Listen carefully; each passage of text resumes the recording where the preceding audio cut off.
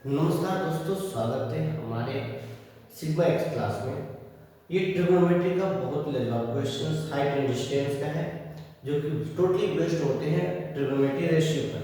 तो इस क्वेश्चन को एक बार पढ़ लेते हैं और देखते हैं कि केस में करना क्या है। A kite is flying at the height of 50 metre above the ground। एक जो पतंग है ग्राउंड से 50 मीटर ऊपर उड़ रही है। The string makes an angle of 45। जो हमारे वो धागे हैं वो 45 डिग्री पर झुका हुआ है विद द हॉरिजॉन्टल, जो ग्राउंड से हो है। Find the length of the string. अब वो जो धागे हैं और जो पतंग के साथ जुड़ी हुई है उसका निकालना है लेंथ। तो सबसे पहले करते क्या है, टोटली ये राइट एंगल पे होंगे, ठीक है।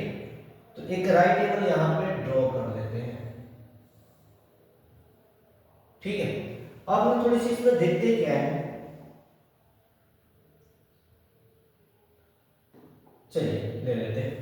अब क्या करते हैं इसमें देखते हैं, इसको मान लेते हैं ए बी सी, और यहाँ पे जो ए बी का वैल्यू होगा वो है हमारा 50 मीटर। कितना है? 50 मीटर है। अब क्या करना है, ये ग्राउंड से ऊपर उड़ रही है, ए जो है एक पतंग है यानी काइट है। अब क्या करना है, हाइट निकालना है ए सी का। यहाँ से जो हमारा स्ट्रिंग है उसका हाइट इट मींस उसका लेंथ निकालना है। तो एक्स कर लेते हैं इसको, ठीक है। अब ये हमारा हॉरिजॉन्टल बेस हुआ, हॉरिजॉन्टल बेस हुआ। अब जो एंगल बढ़ रहा है यहाँ पे एलिवेशन का वो है हमारा 45 डिग्री का, 45 डिग्री का बन रहा है। तो सबसे पहले सॉल्यूशन करते हैं इसको। गिवन दैट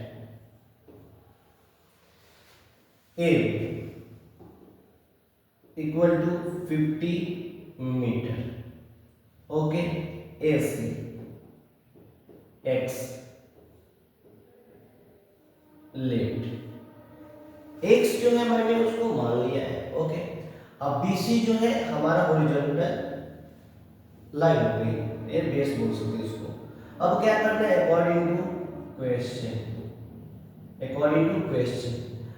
अब जो है यहाँ से इसका वैल्यू और इसका वैल्यू का रेशियो निकालना है।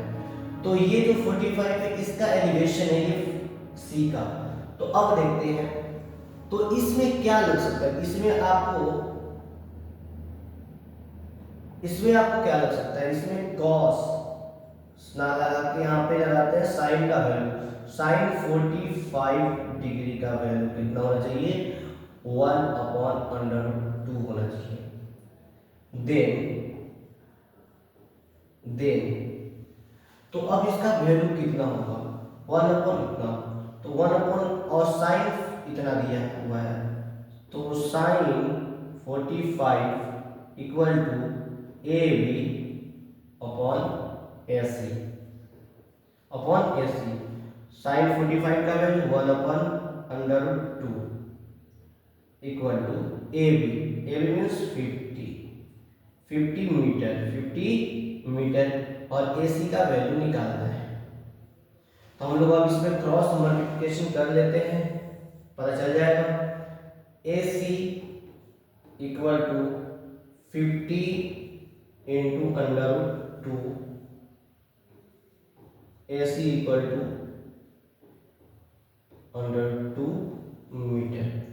Hence the value of AC would be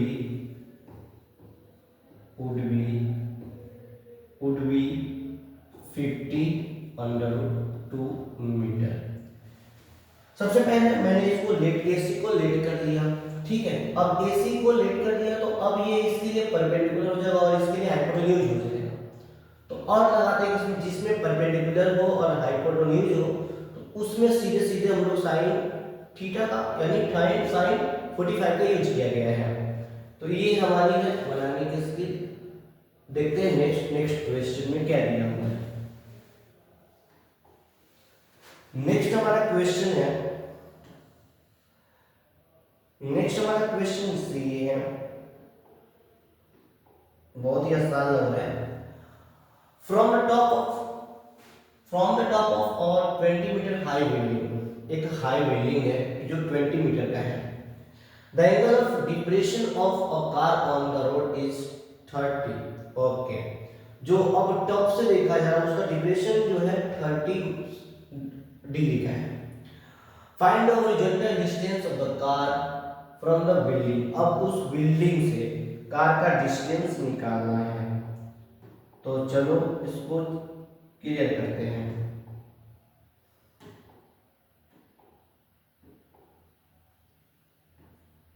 ठीक है, इसको क्लियर कर देते हैं। सबसे पहले किस शेप में बन रहा है, सीधे सीधे देखा जाए तो ये 90 डिग्री में बन ही रहा है, तो इसमें 90 डिग्री बना लेते हैं। ओके, 90 डिग्री बना लेते हैं। इसको ए बी और सी कर लेते हैं। ए बी हमारा जो है ये है कहीं ना कहीं बिल्डिंग का हाइट है, कितना है 20 मीटर, 20 मीटर है, 20 मीटर हाई है। तो 20 मीटर हाई होने की वजह से अब देखते हैं करना क्या, जो ऊपर का डिप्रेशन इसका है वो है 30 डिग्री का। कितने डिग्री का है, 30 डिग्री का है। तो 30 डिग्री है,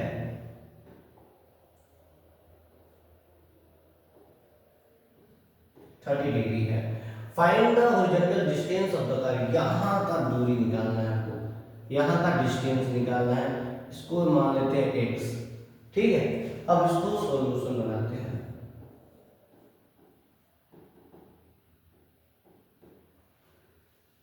इसमें गिवन नेट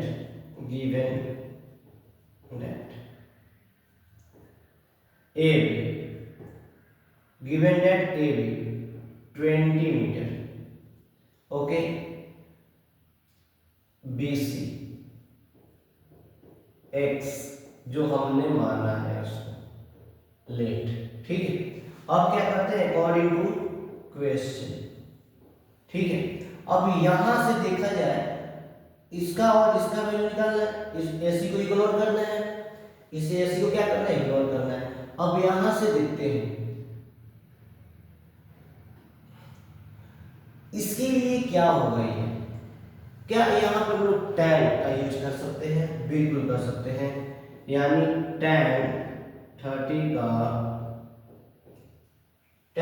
का वैल्यू होता है परपेंडिकुलर टू अपन बेस, यानी BC अपॉन AB। tan 30 का वैल्यू कितना होता है, tan 30 का वैल्यू होता है 1/√3 इक्वल BC कितना दिया, नहीं दिया है। AB कितना दिया, 20 दिया है। AB कितना है 20।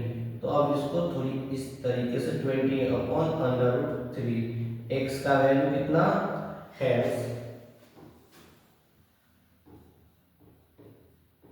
hence the length of BC would be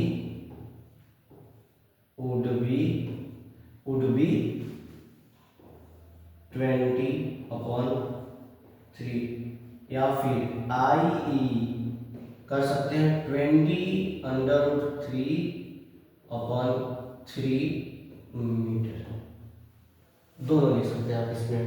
तो ये हुई इस क्वेश्चन का सॉल्यूशन। नेक्स्ट पढ़ लेते हैं और देखते हैं नेक्स्ट में क्या दिया हुआ है। नेक्स्ट में दिया हुआ है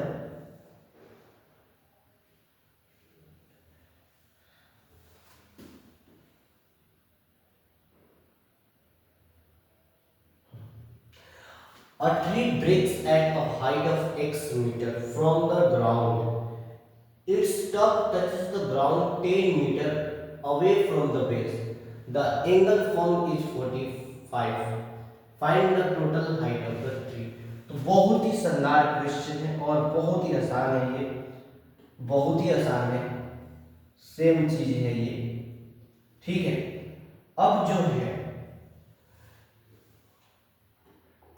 है ABC है और यहां बन रहा है 45 डिग्री का।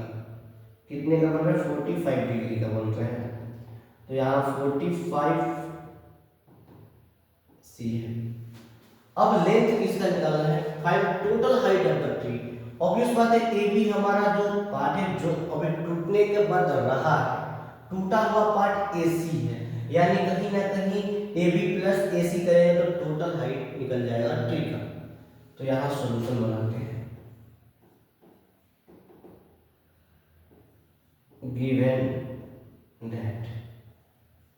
गिवन दैट और इस जो ग्राउंड से टच हो रहा है यहाँ का जो डिस्टेंस है वो है 10 मीटर का। कितने का है, 10 मीटर का। तो आइए निकालना क्या है, इसका और इसका वैल्यू निकाल कर ऐड करना है।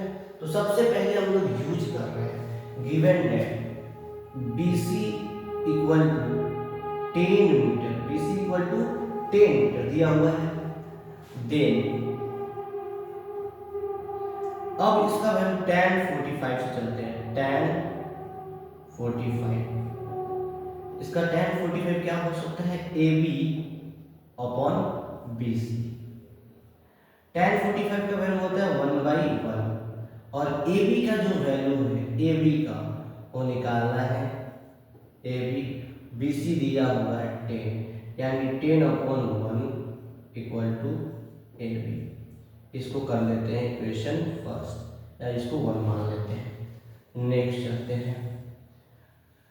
अब नेक्स्ट में क्या है, अगेन लिखेंगे, अगेन से काम करेंगे फिर अगेन। अब ना इसका वैल्यू निकालना है, इसका और इसका वैल्यू निकाल सकते हैं। तो इसमें लिखेंगे क्या, इसमें लिखेंगे क्या, सबसे पहले इन दोनों का वैल्यू निकालना है। तो मैं इसके लिए यूज करने जा रहे हैं cos 45 का, यानी cos 45 cos 45 का है, cos 45 का वैल्यू क्या होते हैं, तो cos 45 का वैल्यू होते हैं कहीं ना कहीं 1/√2। ठीक, 1/√2 होते हैं। i.e. cos 45 equal to BC upon AC, BC upon AC। cos 45 का वैल्यू होता है 1/√2 इक्वल टू BC कितना दिया है, 10 है, तो 10 लिखेंगे और AC का वैल्यू निकालना है। अब क्या करेंगे, AC इक्वल टू 10/√2 मीटर।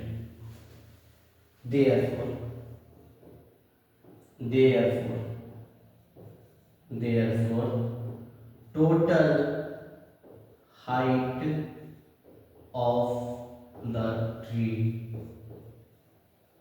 तो इसका क्या होगा, total height of the tree का क्या होगा, AB प्लस AC। AB का वैल्यू कितना है हमारा, AB का वैल्यू आया 10, AB का वैल्यू 10 प्लस AC का वैल्यू आया है 10/√2। तो यहाँ पे हम लोग 10 को कॉमन ले सकते हैं, 1 +√2 मीटर। ये हमारी हाइट हो गई। तो इसी के साथ इस सेशन को यहीं पर एंड करते हैं। ये हमारी 4 क्वेश्चंस हुई सॉल्व, बहुत ही आसान क्वेश्चन है और इसको कर लेते हैं। तब तक के लिए आप इसको देखते रहिए। इतना दूर तक आपने वीडियो देखा है तो बहुत बहुत धन्यवाद, थैंक यू सो मच। फिर मिलते हैं नेक्स्ट वीडियो में। जय हिंद।